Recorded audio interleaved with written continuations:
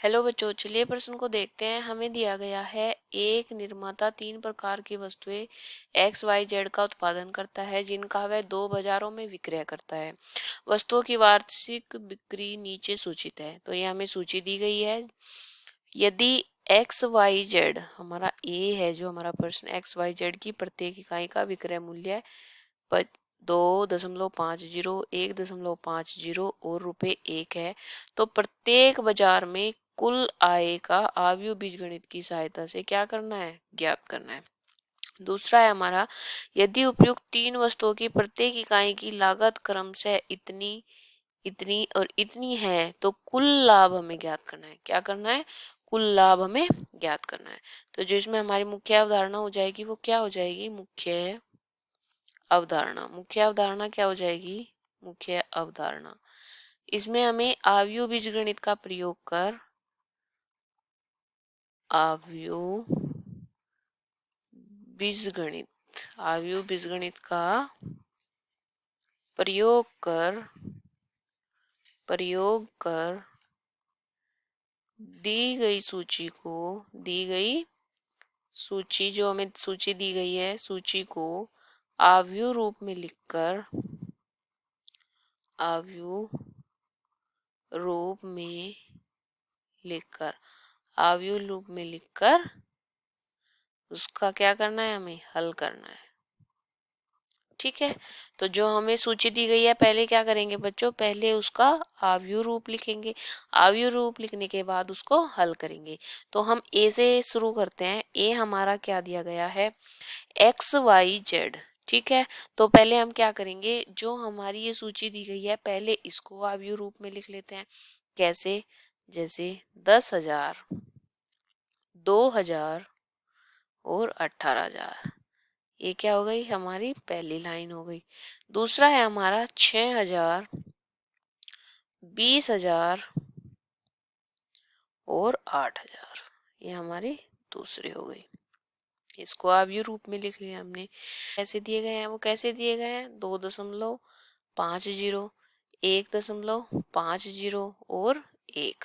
ठीक है, अब हमें क्या करना है? इन दोनों का गुणा करना है। गुणा क्यों करना है ये मैं आपको बताती हूँ। गुणा इसलिए करना है ताकि हमें दोनों का कुल आय मिल जाए। दोनों बाजार का कुल आय मिल जाए। ये पहले बाजार का है और ये दूसरे बाजार का है, और जब हम इन दामों की इसमें गुणा कर देंगे तो हमें क्या मिल जाएगी? कुल आय मिल जाएगी। तो हम अब यही करेंगे। गुणा करने का तरीका क्या होता है? चलिए मैं आपको बताती हूँ। देखिए, 10,000 की गुणा करेंगे पहले इसमें। ठीक है, तो ये क्या हो जाएगा? 10,000 गुणा 2.5। ठीक है, फिर 2,000 की गुणा करेंगे दूसरे नंबर वाले में। ये क्या हो जाएगा? 2,000 गुणा 1.50। अब 18,000 की गुणा करेंगे लास्ट वाले में, इसमें गुणा कर देंगे, यानी ये 1 है। फिर दूसरी वाली लाइन में जाएंगे, 6,000 की गुना पहले वाले में करेंगे। ये हो जाएगा 6,000, और बच्चों इनके बीच में जब हम गुना करते हैं तो जमा का निशान आ जाता है। ठीक है, ये हो जाएगा 6,000 गुणा 2.5 जमा। फिर 20,000 की गुना हम दूसरे वाले में करेंगे। दूसरा वाला हमारा क्या है? 1.50 जमा 8,000 की गुना अब हम 1 में करेंगे। ठीक है, तो ये हमारे जब हम इनको जोड़ेंगे गुना करके तो ये हमारा क्या आ जाएगा? ये आ जाएगा हमारा अलग अलग का आय आ जाएगा, अलग अलग बाजारों का। गुना करने के बाद क्या आ जाएगा? देखिए, ये हो जाएगा हमारा 2,500, यानी 25,000 हो जाएगा ये हमारा। ये हो जाएगा हमारा 25,000, 25,000 जमा, ये क्या हो जाएगा बच्चों? ये हो जाएगा हमारा 3,000। देखो, 15 दूनी 30 हो जाएगा, तो ये हो जाएगा हमारा 3,000। ये हो जाएगा हमारा 18,000। ठीक है, अब दूसरे नंबर में जाते हैं। ये हो जाएगा हमारा 15,000, 15,000 जमा, ये हो जाएगा फिर से हमारा 30,000, 30,000, और ये हो जाएगा हमारा 8,000। ठीक है, चलिए लास्ट में जो आएगा हमारा, हम इन सबको जोड़ देंगे। देखो, 25 और 3 28, 28 और 18 46,000।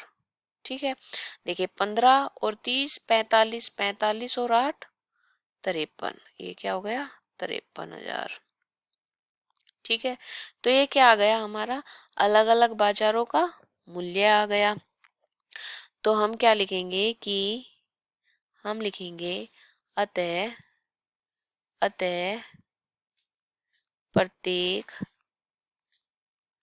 बाजार से आए कितने रुपए है, एक के 46,000 है पहली वाली के, और दूसरी वाली के हैं 53,000। ठीक है, अब हम आते हैं बी पे। अब हम आते हैं बी पे। बी में हमें क्या दिया गया है पहले देख लेते हैं। देखिए, जो हमारा उत्पादन है वो तो यही रहेगा, इसको हम आव्यूह रूप में लिखेंगे।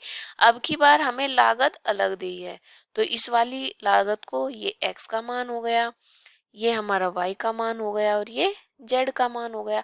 तो 2, 1 और 50 पैसे हमारे हो जाएंगे।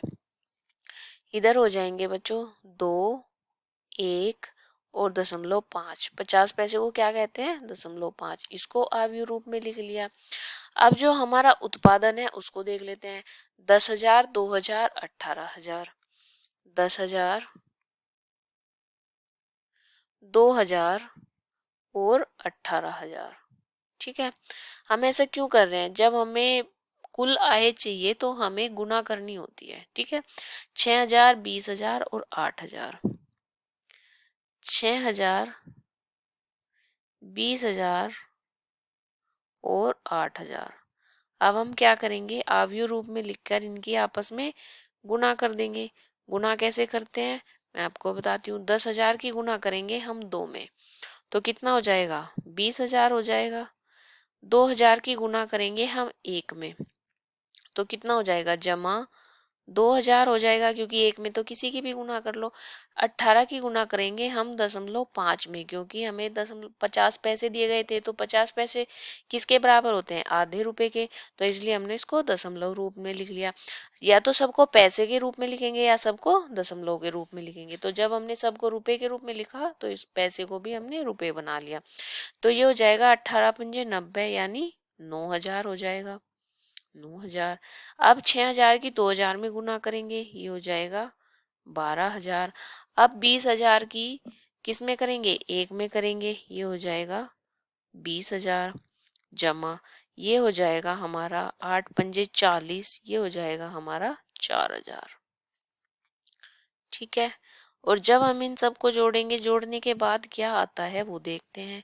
ये आ जाएगा हमारा 20 और 2 22 और 9 31, ये हो जाएगा हमारा 31,000। 12 और 20 32 और 4 36, ये हो जाएगा हमारा 36,000।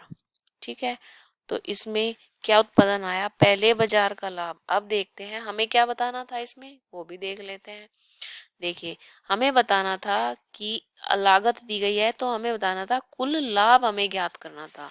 क्या लाभ ज्ञात करना था, अब हमें कुल लाभ ज्ञात करना था। तो हम क्या लिखेंगे, पहले बाजार का लाभ। पहले बाजार का लाभ क्या है बच्चों, विक्रय मूल्य, विक्रय मूल्य माइनस क्रय मूल्य, विक्रय मूल्य माइनस क्रय मूल्य है हमारे बाजार का। फिर आता है विक्रय मूल्य हमारा कितना था 46,000 था, ये हो गया 46,000। अब की बार कितना है 31,000 है, माइनस 31,000, तो कितना बच गया 15,000 बच गया। तो 15,000 का हमें क्या हुआ, पहले बाजार पर लाभ हुआ। अब बात करेंगे दूसरे बाजार की। अब बात करेंगे दूसरे बाजार की, तो लिखेंगे दूसरे बाजार का लाभ। दूसरे बाजार का लाभ क्या हो जाएगा, एक था हमारा 53,000, 53,000 माइनस एक था हमारा 36,000, कितना आ जाएगा टोटल 17,000। ये क्या आ गया बच्चों, ये दूसरे बाजार का लाभ आ गया।